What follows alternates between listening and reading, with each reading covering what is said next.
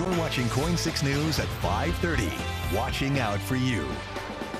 Evictions climbing around the state now that the rent moratorium during the pandemic is lifted. So thousands of renters owing months of back rent to landlords. Now there's a measure on the Multnomah County ballot for a new tax to help pay for attorneys for people facing eviction. And there's certainly debate over Measure 26238, also known as eviction representation for all, about whether this is the best way to find money to help people fight eviction in court. We've got our Lisa Balick here after talking with those on both sides of this big debate. Yeah, and I'll tell you, everybody admits, hey, there is a problem with thousands and thousands of people now having to go to eviction court with that moratorium over. And there's a lot of concern about how people are going to pay for this. Now, I found out about half the landlords have a lawyer when they go to court on an eviction case in Multnomah County, but almost all of the renters don't have an attorney. The ballot measure is designed to help, but a question is, at whose expense? Measure 26238, eviction representation for all, would put in place a capital gains tax to pay for lawyers for tenants facing eviction. Capital gains are the profits you make from an investment when it's sold, like the sales of a home or business, stocks and bonds. The measure would place a 0.75% tax on capital gains in Multnomah County.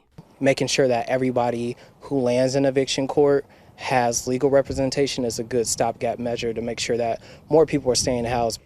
While the idea was to tax the wealthy, it's a much wider group who would pay the tax.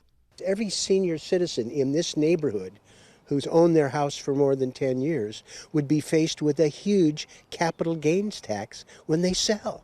Congressman Earl Blumenauer's strongest concern is how the measure could affect Portland area homeowners, especially seniors or low-income people who decide to sell their home that's gone way up in value since they bought it. Federal law allows an exemption from paying federal capital gains tax when you sell your home.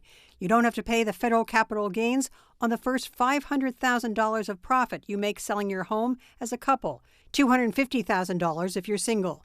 The federal tax also has limits based on your income, but not Measure 26238. There is no exemption for $500,000 for the individual homeowners in this neighborhood.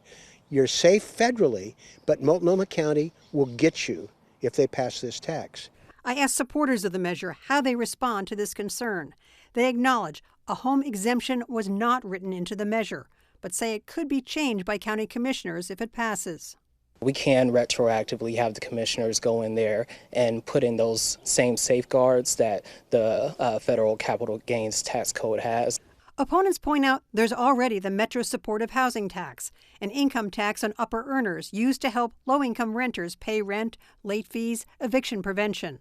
And they believe more money to help tenants should come from existing city and county multi-billion-dollar budgets, rather than from a new tax. Supporters of eviction representation for all say there's no guarantee that would happen, with rent hikes and homelessness growing. Now, another point in this measure, the county could raise or lower the percent of the tax depending on how much money comes in or doesn't. And the question for voters, though, is this a way to pay for the need for people to be represented in court? Again, a lot of debate on this. And if you'd like more information, go to coin.com.